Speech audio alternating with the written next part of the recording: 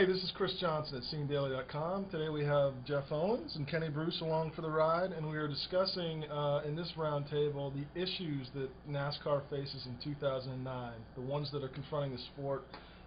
It's serious in different levels, and I think you got to start off with the economy first of all. There's some uncertainty, maybe some short fields next year. What's the attendance going to be like? What do you guys see shaking out next year?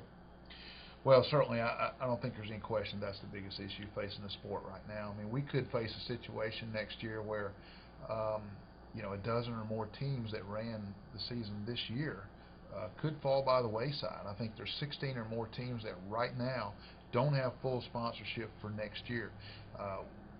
We could be looking at a situation where there's no Petty Enterprises. Wood Brothers won't be running the full schedule. There's going to be some glaring differences next year because of the economy. We may see shorter fields, and this is something I think NASCAR has got to pay strong attention to, and they've got to do as much as they can to fix this problem, because the economy is hitting everybody hard, from race teams to racetracks that are struggling to sell tickets to TV networks. Everybody is feeling this, and it's going to be felt for quite a while next year, and it's something I think it's going to have to be at the top of NASCAR's agenda. Yeah, I don't know how much impact they can have on the other area. You briefly touched on it, but while the economy's obviously affecting the teams, it's also affecting the fans. I mean, we started to see that this year with attendance down at a number of events, and you're hearing that they're not renewing their ticket packages like they have been in the past. So what are we going to see going into the first of the year? Is it going to be a huge crowd for Daytona and then fall off after that, or are people going to be more prone to sit back and say, okay, we did 4 races this year, we can't do that many next year, so which ones are we going to go to? They're going to pick and choose. So it's not, I don't know that NASCAR can really do a lot with that, but I think maybe the tracks themselves can start looking at incentive packages for fans to try to keep them involved in the sport. They're going to have to be very creative, whatever they do. Probably second on the list is competition. No testing at sanctioned tracks next year. A lot of people still don't think the COT, as it used to be called, is producing great racing. But what is the effect of no testing going to have on that?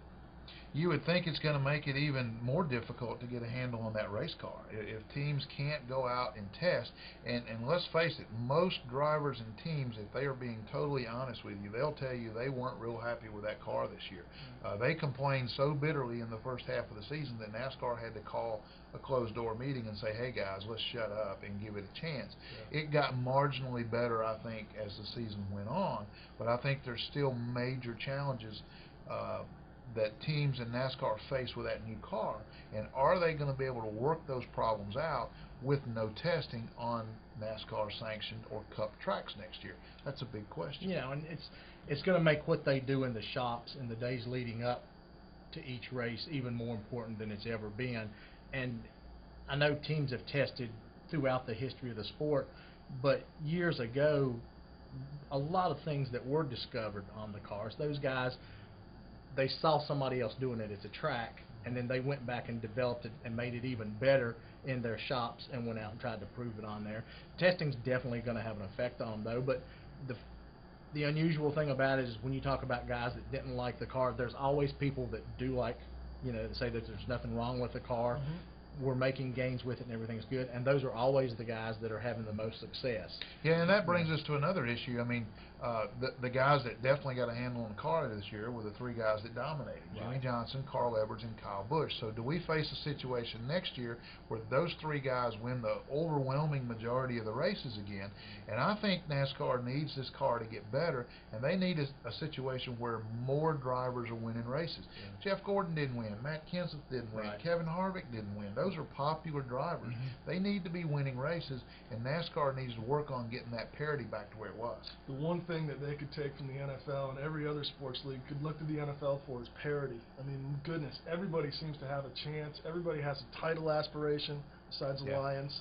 If there's any way that NASCAR can bring that about, and I think the new car was supposed to be designed with that in mind. That used to be a staple of the sport, and the new car was supposed to enhance that, and it hasn't happened. Right.